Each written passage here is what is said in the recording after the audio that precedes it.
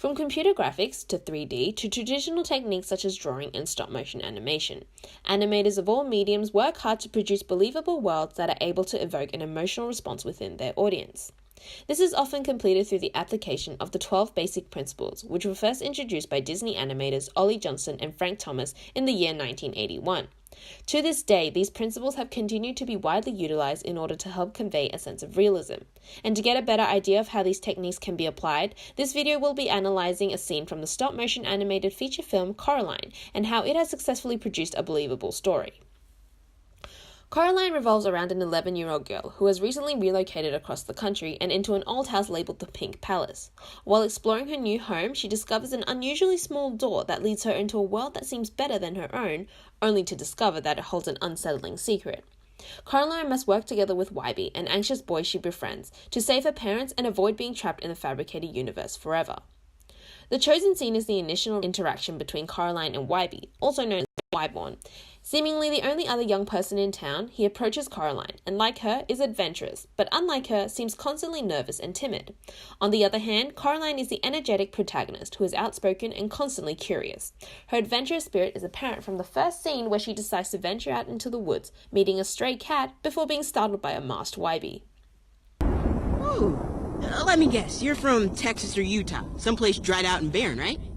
I heard about water witching before, but it doesn't make sense. I mean, it's just an ordinary branch. It's a dowsing rod. Ow! And I don't like being stalked. Not by psycho nerds or their cats. He's not really my cat. He's kind of feral. You know, wild. Of course, I do feed him every night, and sometimes he'll come in my window and bring me little dead things. Look, I'm from Pontiac. Huh? Michigan. And if I'm a water witch, then where's the secret well? You stomp too hard and you'll fall in it. Oh! See?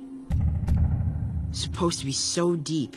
If you fell to the bottom and looked up, you see a sky full of stars in the middle of the day. One of the main reasons these characters are so believable is the successful illusion of weight and force. Squash and stretch is evident when Wybie jumps off the tree stump as his knees bend slightly and his arms retract into his body before stretching above his head during takeoff. This action also includes additional principles where his arms are also seen as anticipation and his head displays secondary action, giving the movement more depth. A more significant example of anticipation is seen when Wybie rises from petting the cat. The subtle act of his right arm going to his knee and then his left going down to the floor leads to the main action of him getting up, emulating force. Anticipation is also early displayed when Coraline clenches her fists and slightly moves her arms before throwing them around. It is also shown in her face, where her mouth and eyebrows tighten before she bursts. Utilizing expression along with physicality helps the audience to relate more to the character. If anticipation is what occurs before the main action, then secondary action refers to the movements occurring during and after it. Wybie's constant fiddling with his hands helps breathe life into his anxious personality. Coraline's arm is continuously swinging even when the focus is not on her. Additionally, keeping an eye on their feet after dominant actions also highlights that movements never come to a sudden stop. These extra acts help take away a sense of structure and stiffness. Just like secondary actions, timing is also a constant throughout the entire film. In a slowed down version of this scene, the arrangement of the frames can be seen. With the additional use of easing in and out, it can be seen that the number of frames at the beginning and the end of the action are much more than in the middle. It also helps with showing emotions. Slower timing for Wybie's sigh shows that he is relaxed before he turns his head faster to show interest. The staging during the earlier action is also important as the camera moves with Wybie for a smooth transition. Coraline demands to know where the well is while the camera moves up with Wybie to reveal that she is standing on top of it. This enables Wybie to prepare for his next action while the audience attention is directed to Coraline. In fact, it's difficult to not be focused on Coraline due to her physical appeal. Her blue hair and bright yellow jacket, in contrast to the grey reality, highlights her loud personality and protagonist role. The stop-motion medium allows for visually pleasing aesthetics and also exaggeration. Wybie also has an exaggerated appearance that influences his actions as his head moves in bigger arcs due to the length of his neck. Wybie's arms are also more exaggerated and loose, where his arcs have a slight follow-through when performing large actions, adding to his carefree character. Coraline's arcs are less noticeable and more realistic. A subtle one is when she steps forward and her head arcs forward. In fact, her entire body slightly arcs along with her arms that also move upwards in a rounded organic motion. Her hair also displays a subtle act of follow-through and overlap, which can also be seen as secondary action. However, a more stronger example of follow-through and overlapping is seen through the cat's tail, which displays a classic example when he jumps on the stump.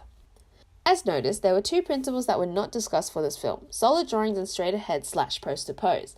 This is due to the medium, as both rarely apply to it. Straight ahead is essentially the medium itself, where the frames are completed in chronological order during production, and solid drawings implies showing three-dimensional space, which already exists within puppets and the sets in Coraline.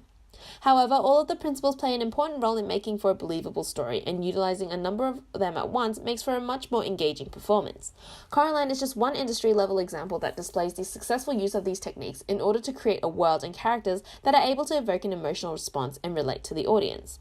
Animators strive to achieve this in their work, and the 12 principles are a core foundation that has and will continue to be utilized in the industry for artists across all skill levels for many more years.